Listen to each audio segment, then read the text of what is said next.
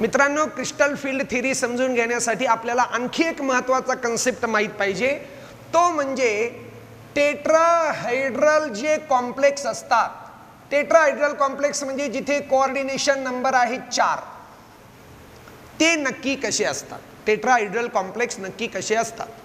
तर tetrahedral complex बघा, असा मेटल असतो, हे तर तुम्हाला माहित असेल. कुठे असतो तो? Centre of the tetrahedron. आणि टेट्राहायड्रॉनचे 4 कॉर्नर्स, पहिला कॉर्नर, दुसरा कॉर्नर, यांच्यामध्ये या अँगलला काय म्हणतात? Tetrahedral bond angle, which is 109 degree 28 minutes. हा तिसरा आणि हा चौथा. ऍक्च्युली डायग्राम मध्ये दिसतं तसं ते नाहीये, ते तुम्हाला मी दाखवलेलं आहे की ऍक्च्युली ते असं असतं. हा मेटल, माझा हात म्हणजे मेटल, हा एक लिगँड 109 डिग्री, हा तिसरा आणि हा चौथा. ही अशी ती जॉमेट्री असते. याचा अर्थ असा आहे की हे सगळे एका प्लेन मध्ये नाही. आता गंमत बघा कशी आहे. याच्यात आणि याच्यात अँगल किती आहे? 109 डिग्री 28 मिनिट्स. याच्यात आणि याच्यात तेवढाच आहे. या दोघांमध्ये तेवढाच आहे. या दोघांमध्ये तेवढाच आहे. आणि या दोघांमध्ये सुद्धा तेवढाच आहे. म्हणजे कुणीच कुणापासून 90 डिग्री अँगलवर नाहीये. म्हणजे मी जर याला एक्स ॲक्सिस वर समजलं तर वाय ॲक्सिस कुठे आहे? तर वाय ॲक्सिस इथून 90 डिग्रीवर आहे आणि इथून 90 डिग्रीवर दुसरा लिगँडच नाहीये. हे बघा, इथे 90 डिग्री आहे, पण हा लिगँड 109 डिग्रीवर आहे. म्हणजे हा जर एक्स ॲक्सिस वर गृहीत धरला तर हा वाय ॲक्सिस वर नाही. हा जर एक्स ॲक्सिस वर गृहीत धरला तर हा वाय वर किंवा झेड वर नाही. म्हणजे हे कुणीच ॲक्सियल लिगँड नाहीये. समजून घ्या. अर्थ असा आहे की जर हा असेल लिगँड नंबर 1, हा असेल लिगँड नंबर 2, हा असेल लिगँड नंबर 3 आणि हा असेल लिगँड नंबर 4, तर मग L1 ML4, L1 ML3, L2 ML3. हा अँगल किती हो? हा अँगल आहे 109 degree 28 minutes. 109 degree 28 minutes. 109 degree 28 minutes.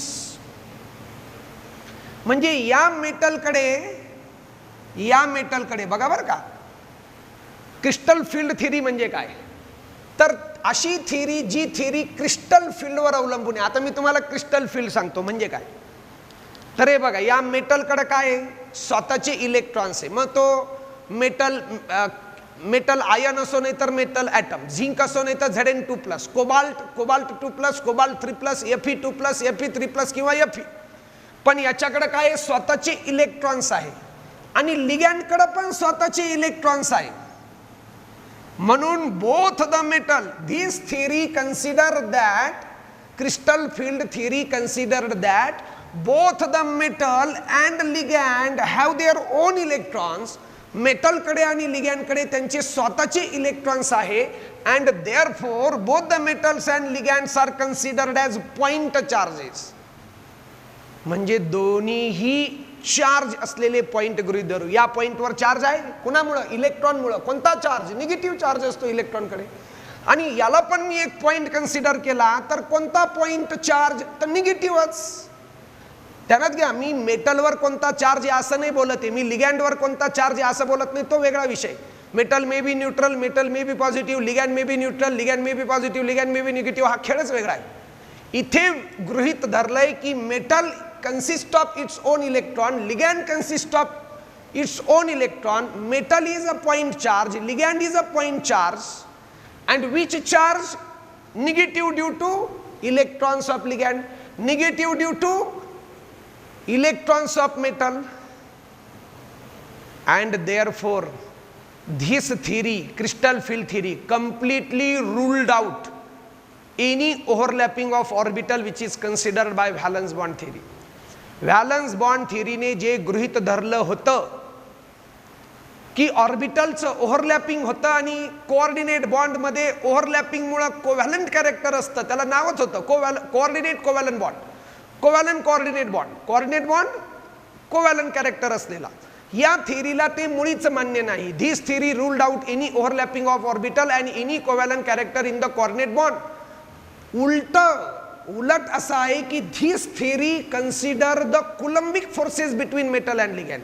उलट या थिअरीनं याला 0.4 समजलं, याला 0.4 समजलं, याचे इलेक्ट्रॉन गृहीत धरले, याचे इलेक्ट्रॉन गृहीत धरले, याचा निगेटिव्ह चार्ज इलेक्ट्रॉन वरचा, याचा निगेटिव्ह चार्ज इलेक्ट्रॉन वरचा, आणि मग या थिअरीनं गृहीत धरलं की मेटल आणि लिगॅंड मध्ये कुलंबिक फोर्सेस आहे, मेटल आणि लिगॅंड मध्ये इलेक्ट्रोस्टॅटिक फोर्सेस आहे. आणि आपल्याला माहिती आहे की निगेटिव्ह इलेक्ट्रॉन्स आणि निगेटिव्ह इलेक्ट्रॉन्स एकमेकाला रिपेल करतील.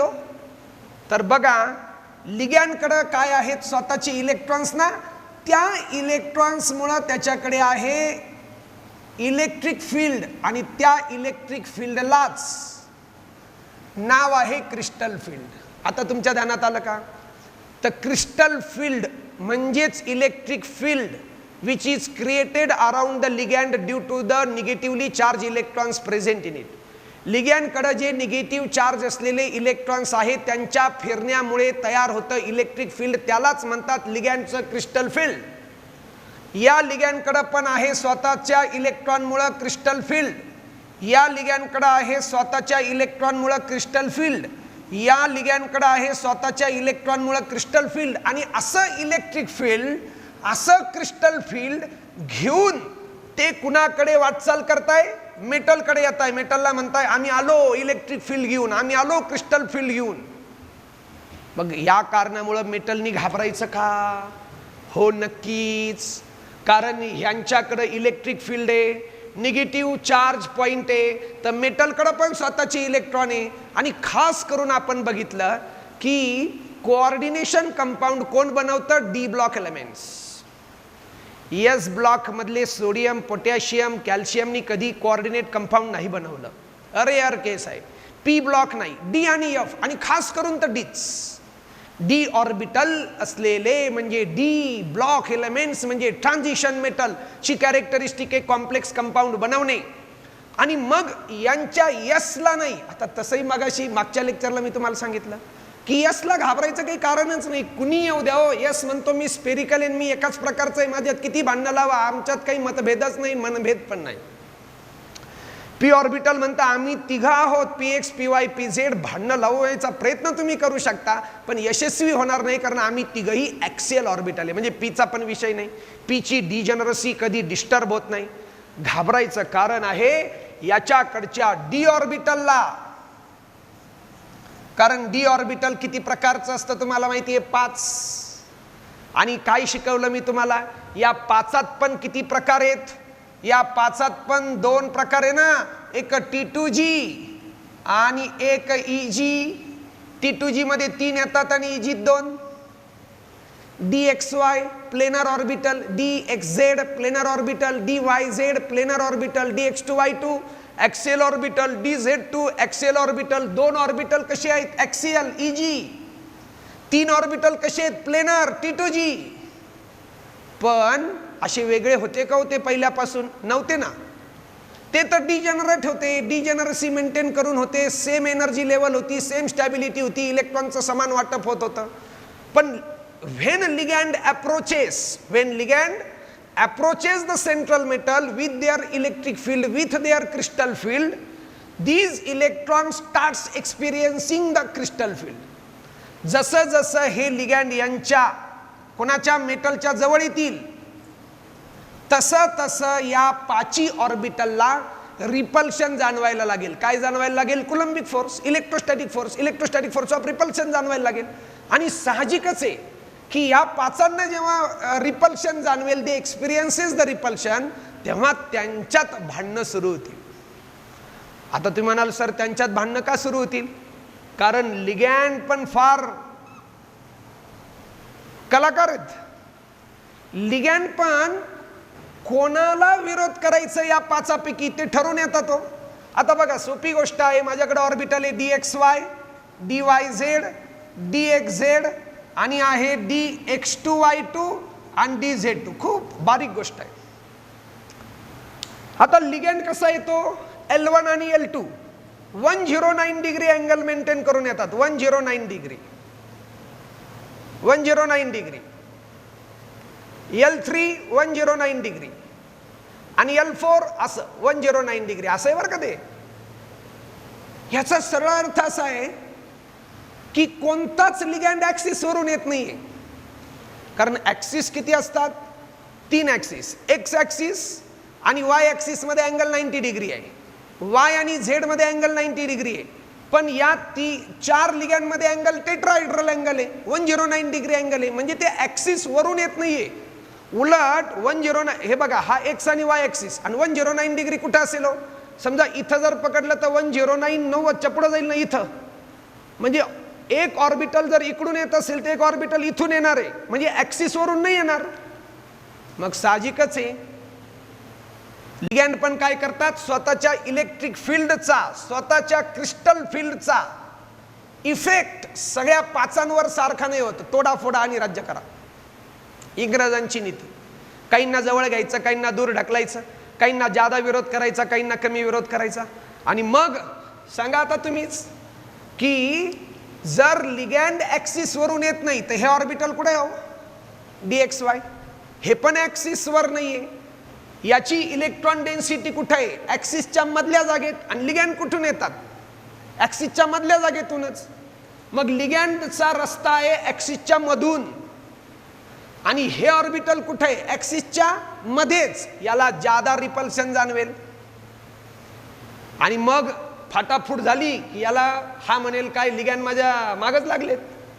लिगॅंडच्या इलेक्ट्रिक फील्डमुळं, लिगॅंडच्या क्रिस्टल फील्डमुळं इट एक्सपिरियन्सेस, इथल्या इलेक्ट्रॉनला अनुभवायला भेटेल काय, इट एक्सपिरियन्सेस मोर रिपल्शन. हे ऑर्बिटल आणि या ऑर्बिटल मधले इलेक्ट्रॉन काय म्हणतात की लिगॅंड आम्हाला जादाच त्रास देत आहे. मग लिगॅंडनी त्रास दिल्यामुळे लिगॅंडच्या त्या फील्डला काय म्हणायचं, इलेक्ट्रिक फील्डला क्रिस्टल फील्ड. आणि जो काही इफेक्ट होणार आहे याच्यावर त्याला म्हणायचं crystal field effect, crystal field effect. आणि त्याच्यामुळे जे काही भांडणं होणार आहे, विभाजन म्हणजे डिस्ट्रीब्युशन, त्याला म्हणायचं क्रिस्टल फील्ड स्प्लिटिंग. नीट ऐका, लिगॅंडकडे आहे इलेक्ट्रिक फील्ड म्हणजे क्रिस्टल फील्ड, त्याचा परिणाम म्हणजे क्रिस्टल फील्ड इफेक्ट. त्याच्यामुळे होणार क्रिस्टल फील्ड स्प्लिटिंग. आणि त्या स्प्लिटिंग नंतर मात्र काय होणार बघा ना, त्या स्प्लिटिंगमुळं DXY एक्सपिरियन्सेस मोर रिपल्शन. मी इथं आता डायग्राम काढून दाखवतो तुम्हाला. कशी डायग्राम काढणार मी, तर हे बघा 5 ऑर्बिटल होते आपल्याकडं. 5ची एनर्जी कशी होती हो, हे बघा हे 5 ऑर्बिटल, 5ची एनर्जी सेम होती. हे कधी इन, खूप छान डायग्राम आहे, in absence of ligand. Ligand नसताना हे 5 भाऊ भाऊ होते. आपण सगळे भाऊ भाऊ खाऊ मिळाला तर मिळून खाऊ, म्हणजे इलेक्ट्रॉन मिळाले तर वाटून वाटून घेऊ एक एक. इन अब्सेन्स ऑफ लिगॅंड असं होतं. जसं जसं लिगॅंड यायला लागले त्या 5 भावांना संकटाची जाणीव झाली. पण 5 असं वाटायला लागलं की आपल्या 5 सारखं संकट येणार आहे. दे एक्सपिरियन्सेस सम रिपल्शन, त्यांना इलेक्ट्रॉनचं रिपल्शन जाणवू लागलं. आणि रिपल्शनमुळे स्टॅबिलिटी कमी झाली. आता सरळ गणित आहे, एखाद्या गोष्टीला विरोध व्हायला लागला की स्टॅबिलिटी काय होते, कमी होते. कोरोनामुळं, कोरोना व्हायरस आपल्याला काय करते, विरोध करते जगायला. मग आपली जीवनाची स्टॅबिलिटी काय झाली, कमी झाली. सध्या तरी प्रत्येकाला असं वाटतंय की कोरोना माझ्या मागे लागलाय. साहजिकच आहे, या 4ही लिगॅंडचा क्रिस्टल फील्ड इफेक्ट 5 जाणवला. तर 5ची एनर्जी काय होते, आधी वाढते. आता एनर्जीचं स्टॅबिलिटीचं गणित तुम्हाला मी सांगितलंय. As energy increases stability decreases. Stability कमी झाली, आता रिपल्शनमुळे कमीच होणार. पण लिगॅंड म्हणतात आम्ही सगळ्यांना, कोरोना म्हणतो की आम्ही सगळ्यांना घ्यायला नाही आलेलो. जे घरात बसून आहेत, जे रोज हँडवॉश करतात, सॅनिटायझर वापरतात, मास्क वापरतात, जे रोज आपल्या आरोग्याची काळजी घेतात, आम्ही त्यांच्या रस्त्यात येत नाही. आम्ही फक्त कोरोना म्हणतो. मी रस्त्याने फिरतो, मी दुकानात फिरतो, मी जिथं अस्वच्छता आहे तिथे राहतो. आता सरळ आहे, जर कोरोना रस्त्यावर फिरतोय, जर कोरोना दुकानांमध्ये फिरतोय, जर कोरोना मॉलमध्ये फिरतोय, जर कोरोना व्हायरस अस्वच्छता आहे तिथे फिरतोय, आपण आपल्या घरात आहे, आपण घरात आहे, सॅनिटायझर वापरतो, स्वच्छ राहतो, हेल्दी फूड खातो, तर मग आपल्याला किती परिणाम होईल कोरोनाचा? ठीक आहे, आपण घाबरलो ना, आपण घाबरलो, सगळेच घाबरलो, सगळीच जनता घाबरली, पण यानंतर घाबरायची काळजी कोणाला करावी लागेल?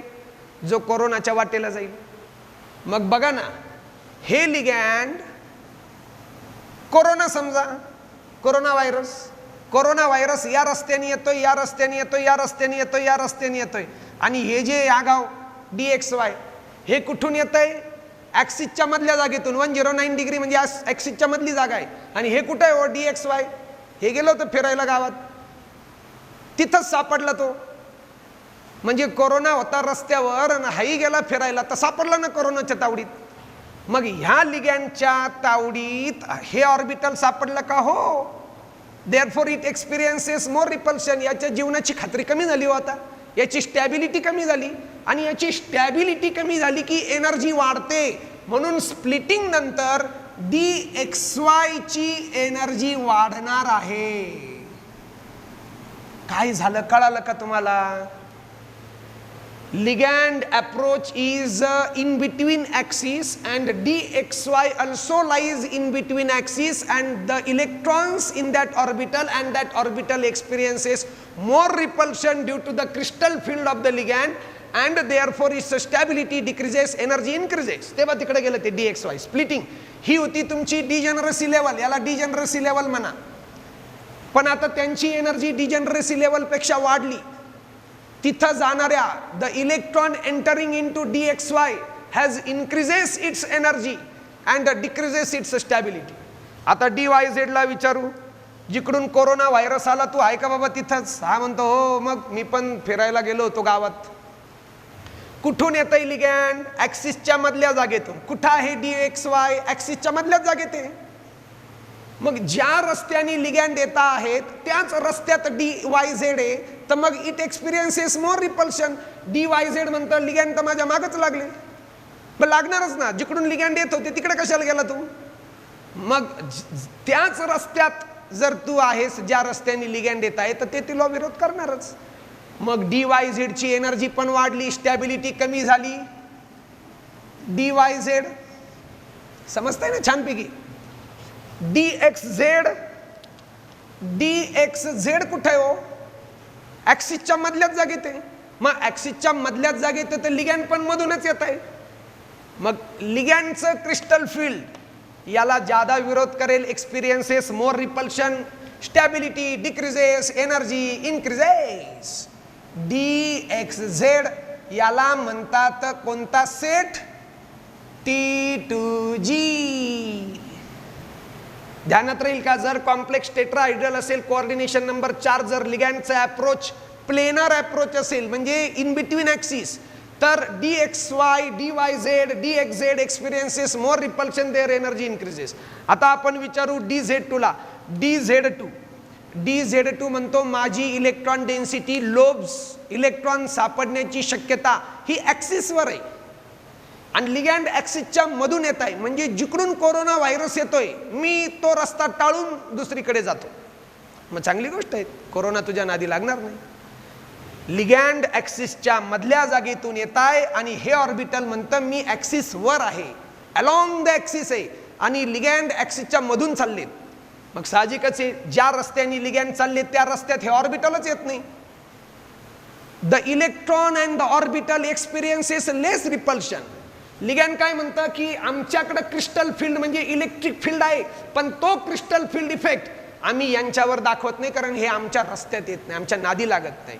म्हणून उलट DX2Y2 ची स्टॅबिलिटी इन्क्रीजेस, आणि स्टॅबिलिटी वाढणे याचा अर्थ एनर्जी कमी होणे, आणि मग या ऑर्बिटलची एनर्जी झाली कमी. कोणतं? DX2Y2. आलं का ध्यानात? एनर्जी कमी झाली म्हणजे स्टॅबिलिटी वाढली. आता DZ2 ला विचारा. DZ2 चे लोब्स कुठे आहे? ॲक्सिसवर आहे. आणि लिगॅंड कुठून येत आहे? लिगॅंड तर ॲक्सिसच्या मधल्या जागेतून येत आहे. Therefore this orbital experiences less repulsion.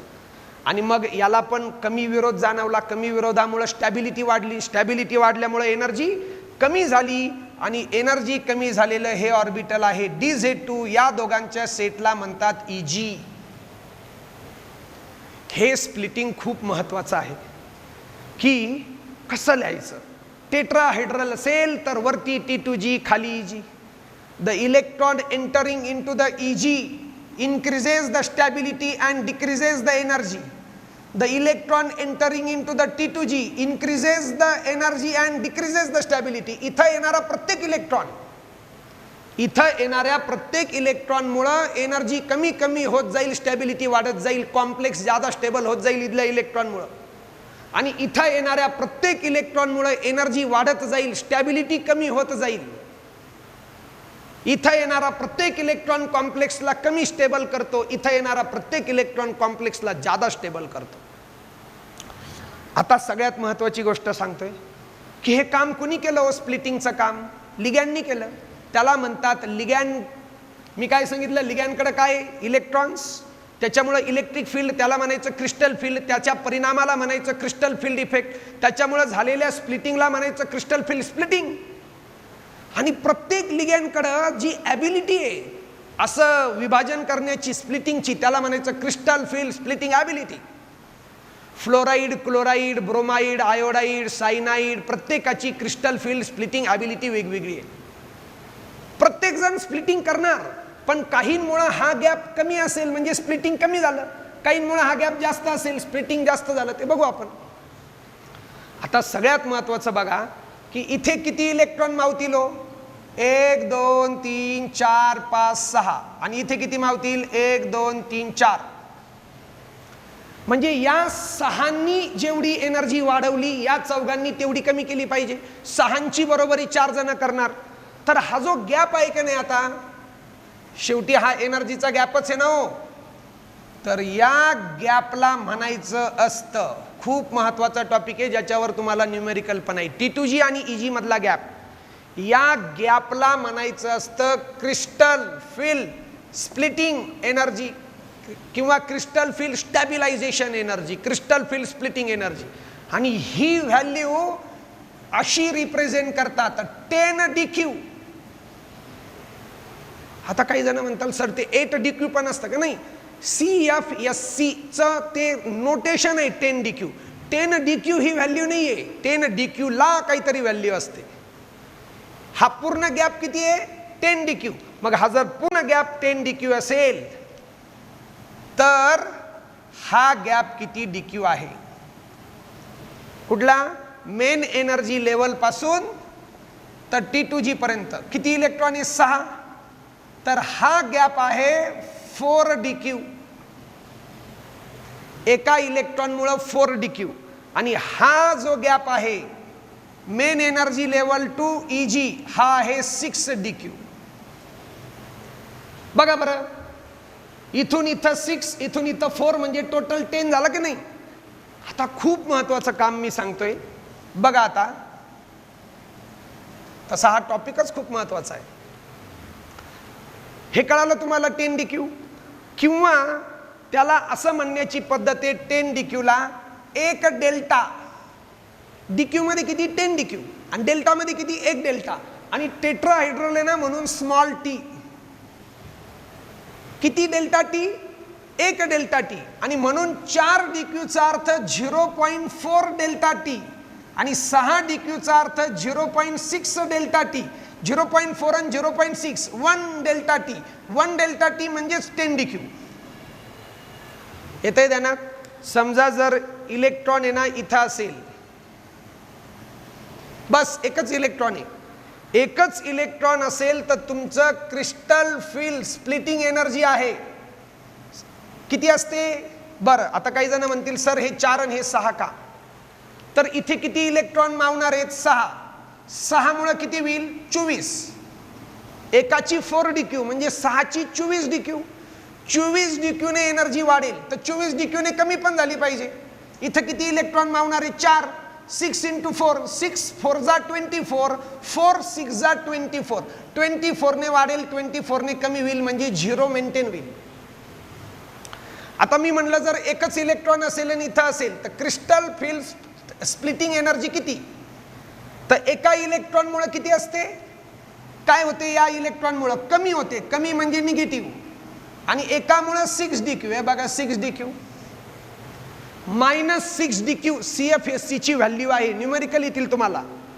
जर 2 इलेक्ट्रॉन असतील तर एकामुळे काय होईल 6dq ना कमी होईल, दुसऱ्यामुळे 6dq ना कमी होईल, म्हणजे 12dq ना कमी होईल. समजते? जर असं असेल 3 इलेक्ट्रॉन तर एकामुळे 6dq ना कमी होईल, तिघांमुळे 18dq ना कमी होईल, -18dq. जर असं असेल 4 इलेक्ट्रॉन एकामुळे 6dq ना कमी होईल, चौघांमुळे 24dq ना कमी होईल. आता एक ध्यानात ठेवायचं, जेवढी CFSC ची व्हॅल्यू जादा निगेटिव्ह तेवढा तो कॉम्प्लेक्स जास्त स्टेबल. हे वाक्य ध्यानात राहील का?